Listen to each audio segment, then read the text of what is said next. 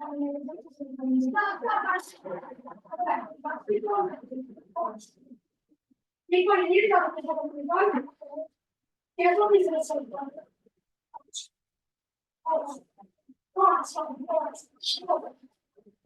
अरिहंताणं नमो सिद्धाणं नमो आयरीयाणं नमो वज्रायाणं नमो लोय सव्यसाहुनं मोक्षमार्गस्य नेतारं भेतारं कर्म भूभृतां ज्ञातारं विश्वतत्त्वानां वन्दे तद्गुणलब्धये।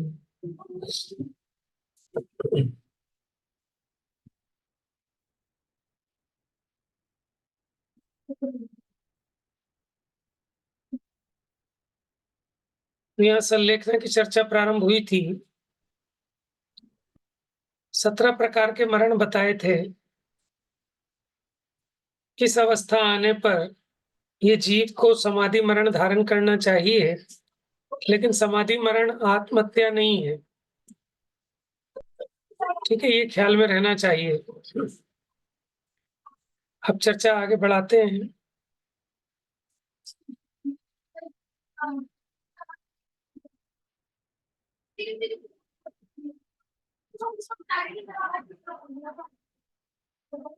तो समाधि मरण के प्रकरण में बताया था कि किस किस प्रकार अगर किसी का कर्जा लिया हो, किसी का विश्वासघात करके पैसा उसका हमने ना दिया हो, तो पहले उसका कर्जा उतारना और फिर न्याय नीति से जिसका जो हिस्सा बनता है वो देना, उसके बाद फिर दान आदि में भी लगाना। ठीक है, तो दान की चर्चा हुई थी कुछ। भैया जी जैसे कल दान की चर्चा हो रही थी, उसमें ये कहा गया था साधर्मियों को देना दान होता है। पर जैसे हम किसी को आहार दान करते हैं, मान लीजिए वो साधर्मी नहीं है, या फिर जैसे कहीं अनाथ आश्रम में दे के आते हैं, तो वो दान सही नहीं है। देखो, जो दान दिया जाता है, दान 4 प्रकार का बताया है। औषध दान, शास्त्र दान, अभय दान और आहार दान। ठीक है, और ये चारों प्रकार का दान सत्पात्रों को देने पर अगर मिथ्या दृष्टि है, ठीक है, अगर दातार मिथ्या दृष्टि है और सुपात्रों को दान दे तो भोग भूमि में जाता है। उत्तम पात्र को दान दे उत्तम भोग भूमि, मध्यम पात्र को दान दे मध्यम भोग भूमि, जघन्य पात्र को दान दे जघन्य भोग भूमि। तो उत्तम पात्र कौन है? 6ठे गुण स्थान से लेकर, ठीक है, 12वें गुण स्थान तक के मुनिराज, वो उत्तम पात्र है। मध्यम पात्र कौन है? अणुव्रती मध्यम पात्र, और जघन्य पात्र है सम्यक दृष्टि श्रावक, अविरत सम्यक दृष्टि। अच्छा, अब कुपात्र क्या बताए कि जिन्होंने बाहर में तो जैन लिंग धारण किया है, ठीक है, लेकिन अंदर में शिथिलाचार है, सम्यक दर्शन ज्ञान चारित्र से रहित हैं, उन्हें कुपात्र कहा। और जिनमें जिनलिंग भी नहीं है, देव शास्त्र गुरु को भी नहीं मानते, अन्य नाना प्रकार के वेश को धारण किए हैं, वे कुपात्र हैं। सॉरी, वे अपात्र हैं। अपात्रों को दान देने का निषेध आया। ठीक है, अब ये तो आपके धार्मिक दान की बात थी। एक आपका आता है करुणा दान। करुणा दान में क्या होता है, जैसे कोई आपने कहा अनाथ है, कोई विधवा है, कोई गरीब है, ठीक है ना, उसको दान देना, वो करुणा दान में आता है। ये 4 प्रकार के दानों में नहीं आता। ठीक है, ये तो पात्र को ही दिए जाते हैं, औषध शास्त्र अभय आहार, लेकिन वो आप दे रहे हैं, ठीक है, लेकिन उसमें भी विवेक करना कि वो क्या कर रहे हैं। आपने तो दिया अनाथ आश्रम में, लेकिन अनाथ आश्रम में उन्हें क्या पढ़ाया जा रहा है? पता चले कि जैन धर्म के विद्वेषी तैयार किए जा रहे हैं। ठीक है ना, तो ये आपको देखना चाहिए। और जीवन में ऐसे बहुत मौके होते हैं, उन मौकों को चूकना नहीं चाहिए। जहां आपको लगे कि सदुपयोग हो रहा है हमारे धन का, तो वहां लगाते रहना चाहिए। देखिए, दान का प्रयोजन क्या है? स्व पर अनुग्रहार्थम, अपने और दूसरे के उपकार के लिए। अपना उपकार क्या होता है? अपने रागादि की हानि हो, अपना मोक्ष मार्ग प्रशस्त हो। ठीक है, अपना उपकार भी तो ज़रूरी है और दूसरे को भी जिसको दे रहे हैं। देखो, जो बेचारा जिसको शराब नहीं मिल पाई वो तड़प रहा है और वो कहता है बाबूजी 20 रुपए दे दो, थोड़ी-सी शराब पी लूँगा। तो बताओ आप उस पे करुणा करोगे कि नहीं करोगे? क्यों? कि भैया हम उसको नहीं दे रहे, यही उस पे करुणा है। बात समझ में आ रही है? ऐसे कोई मिथ्या मत का प्रचार-प्रसार कर रहा है, ठीक है? और हम उसे दान दें, कोई हिंसा का कार्य कर रहा है, हम उसको दान दें, तो क्या होगा कि पाप की अनुमोदना हमको भी लगेगी। आपको सुनाई थी मैंने एक मछली पकड़ने वाले की, एक सेठ जी ने 5 रुपए दान दिए और वो मछुआरा था, सेठ जी को नहीं पता था। उसने ले जाकर उससे एक नेट ले लिया मछली पकड़ने के लिए। अब सेठ जी के धन में दिन प्रतिदिन हानि होती जाए। सेठ जी ने किसी निमित्त ज्ञानी से पूछा, तो उन्होंने बताया कि भैया तुमने 5 रुपए दान दिए थे और उससे वो मछली पकड़ने का जाला लेके आया और अब वो रोज मछलियाँ पकड़ता है, उसको जितना पाप हो रहा है, उस पाप का फल तुम्हारे हिस्से में भी आ रहा है। इसलिए दान देने में बहुत विवेक चाहिए और दान से बढ़िया है त्याग। क्या है? त्याग। अगर आपके पास इतना ज़्यादा हो गया, तो अब आप अपना दिमाग खराब करना छोड़ो, निवृत्ति लो, ज़्यादा हाथ-पैर मत पसारो, अपने आत्म कल्याण में, स्वाध्याय में, इसके लिए अपना समय लगाओ, ठीक है ना? तो ये सबसे उत्तम दान होता है। आपने कमाने का त्याग कर दिया, इससे उत्तम कोई दान नहीं है। देखो 3 प्रकार के दानी बताए और एक व्यंग कहा कि जो कंजूस है वो सबसे बड़ा दानी है। क्यों है सबसे बड़ा? कि उसने एक पैसा अपने ऊपर नहीं खर्चा, सारा का सारा छोड़ के गया, दूसरों के काम आया। तो जो कंजूस है वो सबसे बड़ा दानी है। ये तो व्यंग की बात हुई। अब परमार्थ सुनो। जिसने परिग्रह को दुख रूप दुख का कारण जानकर परिग्रह को ग्रहण ही नहीं किया, ठीक है, वो सबसे बड़े उत्तम त्यागी, उत्तम दानी। इस ठीक है? कूदान का तो मनोज जी हमने भी एक बार देखा। हमारे यहाँ पे पहले एक सब्जी वाला रहा करता था, दुकान लगाता था बाहर बैठक में। तो उसने मुसलमान करता है, तो उसने मम्मी से 100 रुपए मांगे कि 100 रुपए दे दो। मम्मी ने 100 रुपए दे दिए। तो फिर हमारे घर में मतलब इतनी दरिद्रता आई उन दिनों, इतनी दरिद्रता आई कि कभी भी आज तक देखी नहीं। फिर एक आत्मानंद ब्रह्मचारी थे, वो हमारे घर से बहुत खुले हुए थे, मम्मी से बहुत खुले हुए थे। मतलब मम्मी उनसे लगी थी, उन्होंने थाना वालों छुड़ा के मुंह पर। तो उन्होंने कहा तुमने दान किसे दिए? तो सब ये पूछे सब्जी वाले से कि तूने करा क्या। तो उसने कहा था मैंने तो बकरा किया है। मतलब देखो ये लगता है उसके बाद में तो किसी को देना ही नहीं चाहिए। सही बात है। देखो बहुत सोच समझकर हम ब्याज के लालच में, ठीक है ना? कभी कोई कहता है मैं 20% का ब्याज दूंगा, मुझे कर्जा दे दो, और जो आपने कर्जा दिया उसने लेकर मीट की दुकान खोल ली।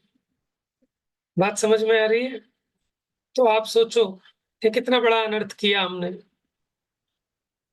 तो इसलिए दान देने में बहुत सावधानी और विवेक रखना चाहिए, पात्र पात्र का निर्णय करना चाहिए।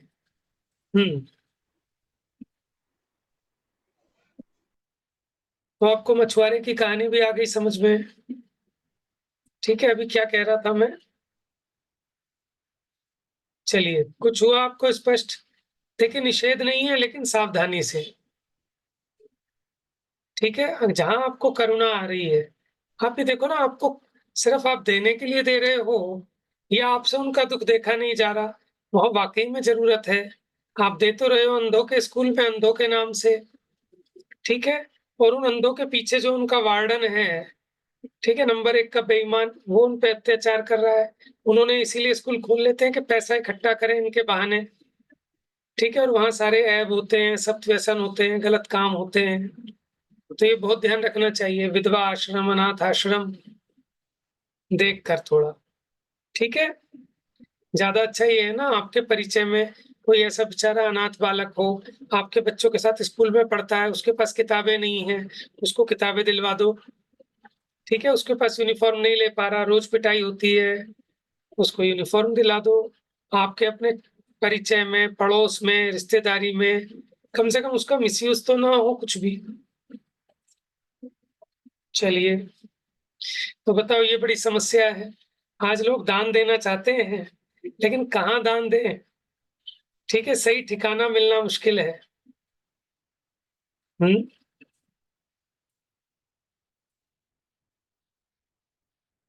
चलिए विचार कीजिए, अपनी भावना अच्छी रखिए। पहले तो इसलिए तत्व ज्ञान ज़रूरी है ना। आपको अगर पूजा करनी है तो भी आपको तत्व ज्ञान चाहिए। आपको दान देना है तो भी उस संबंधी ज्ञान चाहिए, विवेक चाहिए। ठीक है? तो बिना स्वाध्याय के तो कोई धर्म हो ही नहीं सकता। इसलिए स्वाध्याय परमम तपः। जितना-जितना हम स्वाध्याय करते हैं, ठीक है? हमारे दिमाग की गाँठें खुलती है, हमारी सोचने समझने की शक्ति बढ़ती है कि क्या सही है और क्या गलत है। ऐसा हेय उपादेय का निर्णय करने का बनता है। एक सुदृष्टि तरंगिणी नाम का ग्रंथ है। क्या नाम बताया? सुदृष्टि तरंगिणी।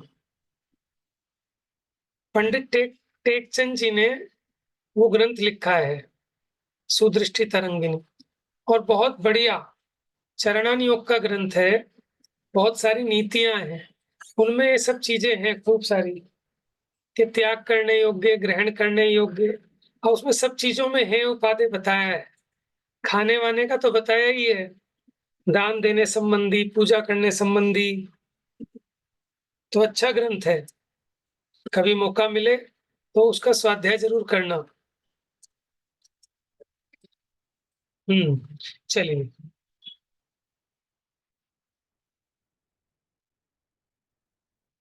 तदुपरांत माता-पिता, पत्नी-पुत्री हो गया था क्या?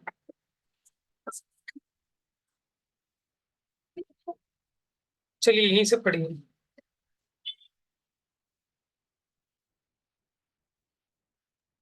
हम पढ़े भैया। हाँ, पढ़िए। तदुपरांत माता, पिता, पत्नी, पुत्र, पुत्री आदि को इस प्रकार समझाए कि हे कुटुंबी जनों, हमारा तुम्हारा मात्र इस पर्याय का संबंध है, वह विनाशिक है, क्योंकि पर्याय आयु कर्म के अधीन है। आयु कर्म के क्षय में इस पर्याय का भी विनाश है।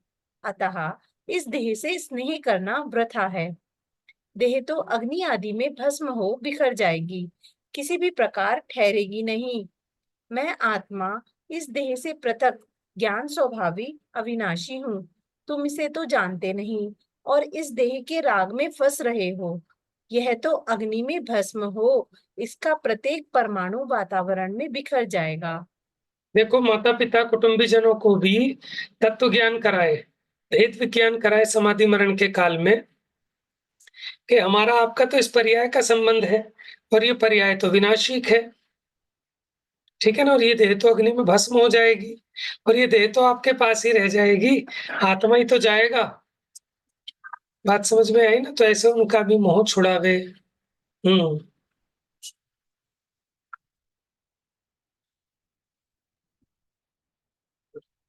जिसका संयोग हुआ है उसका तो नियम से वियोग होगा।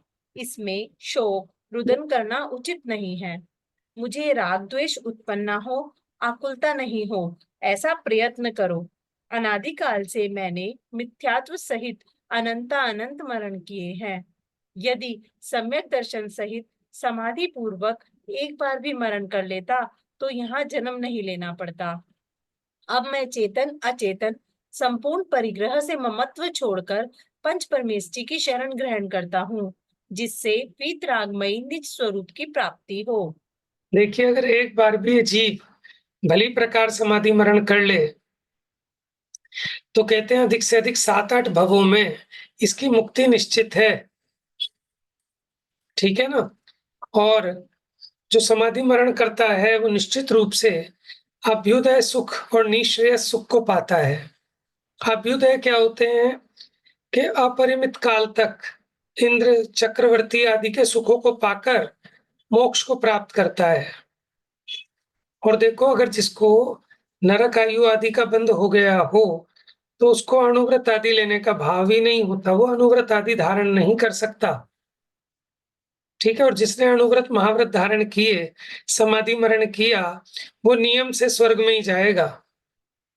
लेकिन अभी डिपेंड करता है, श्रावक अधिक से अधिक कौन से स्वर्ग तक जा सकता है।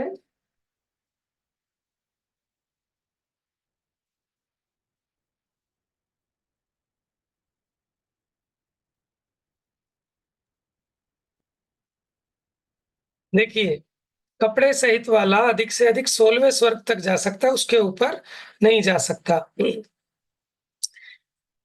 क्योंकि 5वां गुण स्थान तक धारण कर सकते हैं ना कपड़े वाले।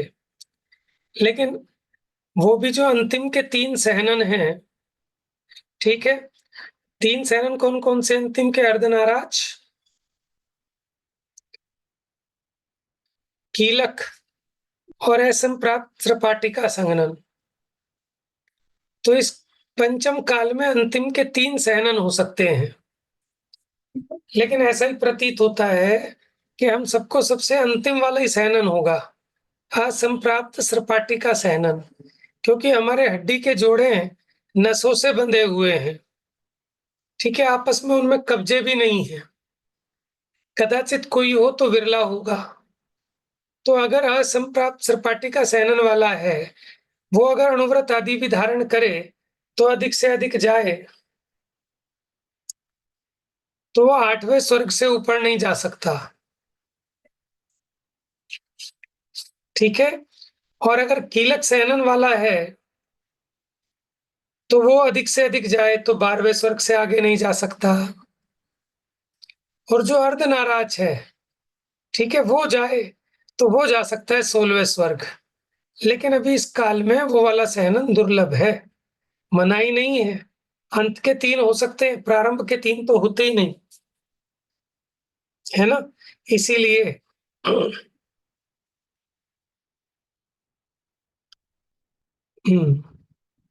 चलिए,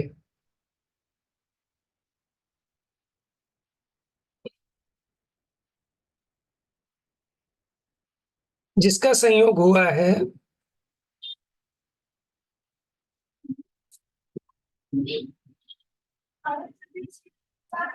अनम्यूट करो।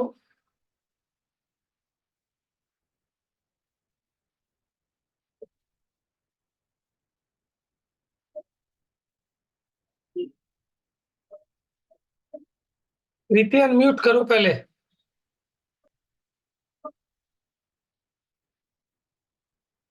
पढ़ अरे दिया था भैया, क्या? नहीं पढ़ नहीं रही थी, मैंने सोचा कोई और बोल रहा है। नहीं नहीं, कोई नहीं बोल रहा, पढ़ो। यह शरीर तो पृथ्वी, जल, अग्नि, वायु, वनस्पति, इन 5 स्थावरकाय परमाणुओं का पिंड है। वे तो पृथक पृथक हो बिखर जाएंगे। इस जीव को संसार संबंधी सभी प्रकार के दुख इस शरीर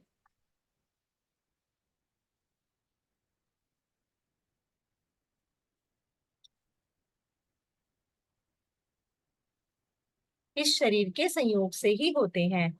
शरीर से पूर्णतया रहित होने के कारण सिद्ध भगवान को किसी भी प्रकार का दुख नहीं है। अतः देह से ममत्व करना व्यर्थ है। देह तो मूर्तिक रूपी अचेतन है, मैं ज्ञान स्वरूपी चेतन हूँ। जैसे महल के भस्म होने से वहां स्थित आकाश भस्म नहीं होता है, उसी प्रकार शरीर का विनाश होने से आत्मा का नाश नहीं होता है। अतः मुझे अब मरण का भय नहीं है। देखो, ऐसा विचार करता है तत्व ज्ञान का, ठीक है, उससे क्या होता है कि अपनी जो भावना है वो मजबूत होती है, भेद ज्ञान में दृढ़ता आती है। आगे, स्वयं को शरीर मानने वाला तो मरण के नाम से ही डरता है। उसे लगता है कि अब मैं चला, कैसे जीऊं, क्या करूं, मेरे विषय भोग संबंधी समस्त सुख गए, फिर ऐसे भोग कहाँ मिलेंगे। अब मेरा नाश हुआ, स्त्री, पुत्र आदि परिवार, कुटुंब का समागम छूटा, मेरे बाद इनका क्या होगा, इत्यादि सोच सोचकर शरीर रूप स्वयं को मानने वाला मिथ्या दृष्टि मरण से भयभीत रहता है। शरीर को अपना नहीं मानने वाला सम्यक दृष्टि जीव मरण में आनंद मानता है। जैसे पुरानी जीर्ण शीर्ण कुटी को छोड़कर नवीन महल की प्राप्ति में प्रसन्नता होती है, उसी प्रकार जीर्ण देह को छोड़कर नवीन देह की प्राप्ति में प्रसन्नता होती है। अपनी करनी का पूर्ण फल तो मरण होने पर ही प्राप्त होता है। इसके बिना पुण्य कर्म का फल स्वर्ग सुख भी कैसे प्राप्त होगा? है ना? देखो, जैसे अपना कोई वस्त्र पुराना हो गया, फट गया, जिसमें बहुत सारी आपने थेकली लगा कर चला रहे हैं, ठीक है? अब अगर कोई वो वस्त्र छीन ले और आपको नया वस्त्र दे, तो दुखी होने की क्या बात है? ये तो खुश होने की बात है। तो इसी प्रकार ये देह छोड़े बिना स्वर्गों का वैभव कैसे मिलेगा आपको? जो आपने इस भव में पुण्य किए, उसका जो फल मिलना है आपको, इंद्र पद मिलना है, राजपद मिलना है, जब तक ये शरीर को नहीं छोड़ोगे, तो नवीन पर्याय में सुखी कैसे होगे? और ये शरीर तो अब सड़ गल गया है, कब तक ढहोगे? तो इसलिए ज्ञानी तो दुखी नहीं होता।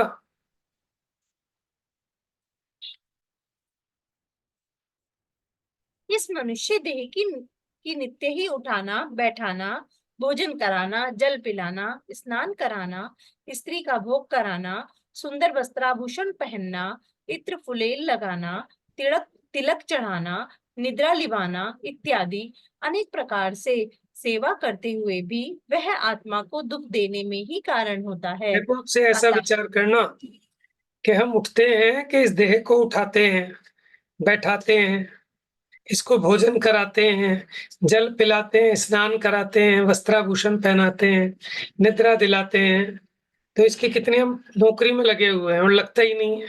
और क्या मान बैठे हैं कि मैं ही खा रहा हूँ, मैं ही पी रहा हूँ, मैं ही चल रहा हूँ, और फिर भी आत्मा को दुखी करने में कारण होता है। इसलिए अब समाधि पूर्वक मैं इसका त्याग करता हूँ। सम्यक दृष्टि तो स्वर्ग में अहमिंद्र हो, वहां से च्युत होने पर चक्रवर्ती, तीर्थंकर आदि पद प्राप्त कर अंत में मुक्त हो जाता है। अतः वह तो मरण को महामहोत्सव के समान सुखकर मानता है। हम्म। तो ज्ञानी तो इसका महोत्सव बनाते हैं। मरण को भी मृत्यु महोत्सव की तरह मनाया जाता है, क्योंकि जीना तो एक कला है ही, लेकिन मरना भी एक कला है, और वो कला जैन धर्म सिखाता है। उसी का नाम है समाधि मरण। मरण के समय रोगादि की तीव्र पीड़ा होने पर भी वह उसमें समभाव धारण कर कलेश ना करते हुए अपने ज्ञायक स्वभाव में स्थिर रहता है। यदि रोग नहीं होता तो मेरी इस देह से ममता कम नहीं होती। देखो, ये भी अच्छा अतः है। मरने से पहले शरीर में रोग आने लगते हैं, तो वो रोग आने से क्या होता है? शरीर में मोह टूटता है जीव का। अगर ये रोग आदि नहीं आते, तो मेरी इस देह से ममता कम नहीं होती। तो ये रोग भी उपकारी है कि देह से कुछ तो ममता छूटे। हम्म। अतः यह तो मेरा महा उपकारी मित्र है। यद्यपि लौकिक जनों को मृत्यु आताप उत्पन्न करती है, तथापि सम्यक दृष्टि जीव को वह निर्वाण रूपी अमृत की प्राप्ति कराती है। यदि मरण नहीं हो तो स्वर्ग मोक्ष सुख की प्राप्ति कैसे हो? मरण समय समीप आने पर बेला तेला के उपवास पूर्वक एक ही बार आहार लेते हुए क्रमशः नीरसाहार, अल्पाहार, दुग्ध, छाछ, जल ग्रहण करते करते शक्ति अनुसार उपवास पूर्वक धर्म ध्यान सहित हो राग, द्वेष, काम, क्रोध, मद, मोह आदि विकारों को कम करते हुए संलेखना मरण करता है।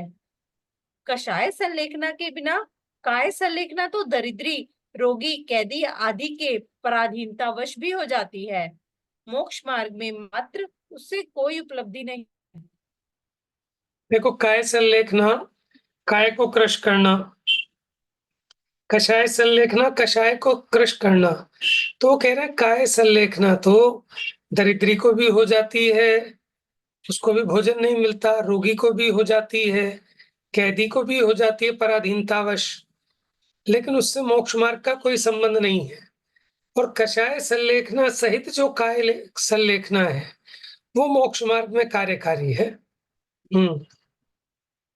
संलेखना में इतना विशेष है कि साधु की वह निर्यापकाचार्य गुरु और गृहस्थ की सम्यक दृष्टि श्रावक के मार्गदर्शन में होती है। यद्यपि इस पंचम काल में विषयानुरागी राग, द्वेष, शोक, भय आदि की व्यक्तता में निमित्त भूत स्त्री, पुत्र, मित्र, भाई आदि असंयमी व्यक्तियों का समागम अधिक है। धर्मात्मा व्यक्ति की संगति महापुण्य के उदय से कभी मिलती है, तथापि पुरुषार्थ पूर्वक इनका संयोग मिलाना योग्य है। यदि प्रयास करने पर भी संयोग नहीं बने तो स्वयं ही पंच परमेष्ठी की शरण में समाधि करना चाहिए। देखो भैया, समाधि मरण की कठिनता क्या है कि इस कली काल में विषयानुरागी, राग, द्वेष आदि के पोषण में निमित्त भूत ये तो सब मिल जाएंगे, कुटुंबीजन आदिक, लेकिन धर्मात्मा व्यक्ति की संगति महापुण्य के उदय से कभी मिलती है, वो भी सदैव नहीं। लेकिन पुरुषार्थ पूर्वक इनका संयोग मिलाना योग्य है, और प्रयास करने पर भी संयोग नहीं बने तो स्वयं ही पंच परमेष्ठी की शरण में समाधि मरण करना चाहिए। ठीक है ना, जरूरी नहीं है कि उस समय हमें कोई मिल ही जाएगा। चलिए, यदि सम्यक दृष्टि धर्मात्मा व्यक्ति श्रावक की समाधि कराते हैं तो वे प्रमाद रहित हो मीठे वचनों से जिन सूत्र के अनुसार धर्म का उपदेश दे, त्याग संयम में दृढ़ करे। यदि समाधि करने वाला किसी कर्मोदय वश रोग की तीव्र वेदना के कारण क्षुधा, तृषा आदि परिसहों के सहने में असमर्थ हो, अपने व्रत, प्रतिज्ञा आदि से विचलित हो जाए, अयोग्य वचन कहने लगे, रुदन आदि रूप विलाप करने लगे, तब धर्मात्मा व्यक्ति उसकी निंदा, तिरस्कार आदि नहीं करे, कटुक वचन नहीं कहे, क्योंकि तिरस्कार आदि के कष्ट से दुखी हो, मानसिक दुख उत्पन्न कर वह धर्म से विचलित हो, विपरीत आचरण कर आत्मा का घात कर सकता है। तो बड़ी जिससे जिम्मेदारी का काम है कि उसके परिणामों को संभालने में निमित्त होना है। तो हो सकता है कि वो बहुत बेचैन होने लगे, वो आपको गालियां बकने लगे, रोने लगे, विलाप करने लगे, अयोग्य वचन कहने लगे। ठीक है ना, तब धर्मात्मा व्यक्ति उसकी निंदा, तिरस्कार नहीं करे, कटुक वचन नहीं कहे, नहीं तो वो क्या हो सकता है, मानसिक दुखी होकर आत्मघात कर सकता है। इससे महादोष उत्पन्न होगा। इसलिए बड़ा धैर्य पूर्वक मीठे वचनों से उसे ऐसा उपदेश दे जिसे सुनकर वो अपने सारे दुख भूल जाए। अब देखो एग्जाम्पल भी दे रहे हैं, कैसा उपदेश दे, जैसे, हे धर्म के इच्छुक, अब सावधान हो, पूर्व कर्म के उदय से रोग की यह महावेदना आपके प्रकट हुई है, क्षुधा आदि परिचय का दुख उत्पन्न हुआ है, शरीर निर्बल हो गया है, आयु पूर्ण होने का अवसर आ रहा है, अतः दीन मत हो, कायरता को छोड़कर शूरवीर बनो। कायर बनने से असाता कर्म तो छोड़ेगा नहीं, उसे दूर करने, साता देने में इंद्र, धर्मेंद्र आदि भी समर्थ नहीं है। कायरता दोनों लोकों को नष्ट करती है, अतः अब इस वेदना के समय संकलेश रहित हो, समभाव पूर्वक धैर्य धारण करने से ही पूर्वबद्ध कर्म की निर्जरा होगी, नवीन कर्म बद्ध का अभाव होगा। देखो कहते हैं कर्मों के दया तो है नहीं, तुम दीन बनोगे, कायर बनोगे तो छोड़ेंगे नहीं, तो फिर क्यों दीनहीन होना।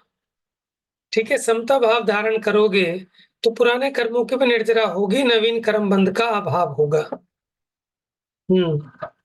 और कैसे समझाए देखो। आपको सभी जन त्याग श्रद्धान में सबसे बड़ा मानते हैं, धर्मात्माओं में आप प्रधान हैं। आपने व्रत संयम की प्रतिज्ञा की है, उसे दृढ़ रखें। यदि आप वेदना के भय से व्रत का भंग करेंगे तो दोनों लोग भ्रष्ट होंगे, धर्म की बड़ी निंदा होगी, भोले जीव धर्म के मार्ग में शिथिल हो जाएंगे। इतना होने पर भी अशुभ कर्म तो छोड़ेगा नहीं, आगामी काल के लिए भी खोटे कर्म का नवीन बंध हो जाएगा, अतः संयम से चलित होना उचित नहीं है। देहधारी का मरण होना तो निश्चित ही है, समाधि मरण को तो सभी सम्यक दृष्टि मुनि श्रावक चाहते हैं। यह मनोवांछित प्रदान करने वाला समाधि मरण अब आपके निकट आया है, इससे जो चाहे वो उसे ले लो। आपके शरीर में बढ़ती हुई रोग की वेदना तो देह से राग भाव घटाने में कारण है। इससे अल्पकाल में असादा कर्म की निर्जरा होगी, विषय भोगों से विरक्तता होगी, पर द्रव्यों से ममता नष्ट होगी इत्यादि रूप में वेदना को उपकार करने वाली जानते हुए अब कर्म को जीतने के अवसर में शिथिल मत होइए। आप स्वयं पंडित हैं, सब कुछ जानते हैं, हम आपसे क्या कहें इत्यादि रूप में महामिष्ट वचन से आत्म ध्यान में लगाएं। उनके घर के नीचे भाग की शुद्ध भूमि में 2-4 साधर्मी जन मिलकर समाधि कराएं। उनके पास शोक, रुदन, राग, द्वेष उत्पन्न करने वाली कथा नहीं करें। जैसे उनका परिणाम धर्म में लगा रहे, उस प्रकार 12 भावना, पंच नमस्कार मंत्र आदि का मधुर स्वर में उच्चारण करें। इस प्रकार उन्हें जिन वचन रूपी अमृत का पान कराएं। देखिए, इस प्रकार ये समाधि मरण का स्वरूप पूरा हुआ। अब सम्यक दर्शन में क्या क्या अतिचार लगते हैं, उन अतिचारों की चर्चा प्रारंभ होगी। तो ये अपना नेक्स्ट क्लास से लेंगे, मंडे से। आज इतना ही।